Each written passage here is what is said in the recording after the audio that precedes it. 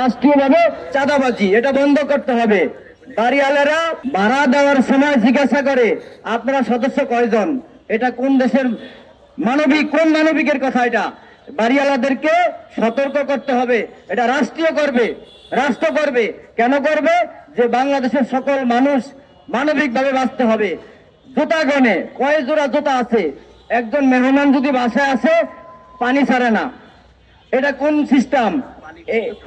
পানির বিল, বিদ্যুৎ বিল, gas bill যদি বাড়িওয়ালারা ভাড়াটিয়ারা দেয়, তাহলে প্রতি বছর কেন ঘরের ভাড়া বৃদ্ধি করবে?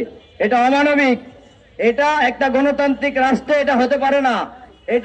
এটা হযবরল নিয়ম, এটাকে বন্ধ করতে হবে। স্কিন শুষ্ক রুক্ষ হয়ে যাবে বলে কি বাইরে যাবে না? জাস্ট 1 2 3 4 করো, স্কিনটাকে রিভাইভ করো। বলে আমরা চিকিৎসা করতে পারি না কেন? আমাদের রুজি হয় মাসে 20,000 টাকা, আমাদের বাসা ভাড়া আসে 25,000 টাকা। তা আমরা বাসা ভাড়া থাকতে গেলে তোমরা লোক কয়জন থাকবা, রাত্রে আয়া তারা জুতা গনে বাড়িওয়ালারা। আমরা চাই এগুলো সকল থেকে বিরত থাকার জন্য।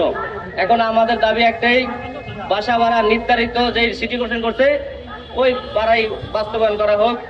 দোকানদারি করে রিক্সা চালিয়ে কত টাকা উপার্জন করে, আর এই টাকা দিয়ে 3টা 4টা বাচ্চা পাইলে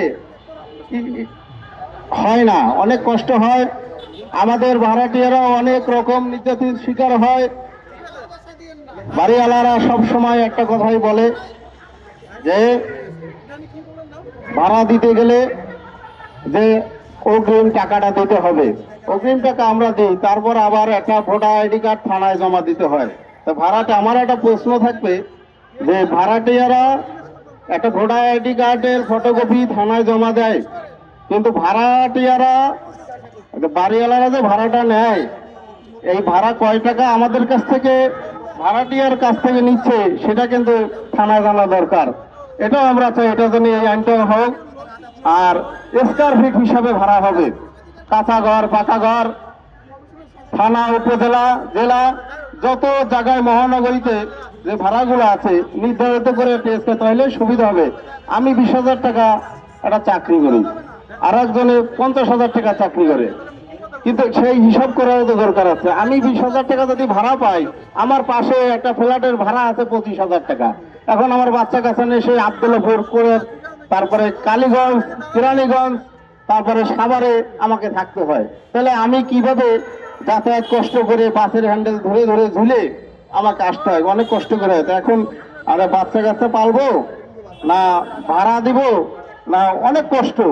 এইগুলো চিন্তা করতে হবে। সরকারকে বলবো এই জানুয়ারি মাসের ভিতরে যদি বাড়িওয়ালার ভাড়া বাড়াতে না পারে, আর সাধারণ মানুষের কষ্ট চিন্তা ভাবনা করে, এবং ভাড়াটিয়ারা যেন ন্যায্যভাবে সবাই মিলেমিশে থাকতে পারে, সেই হৃদয়বান হয় ভাড়াটিয়া, এবং বাড়িওয়ালার সেই দয়াবান হয়, মানবিক হয়।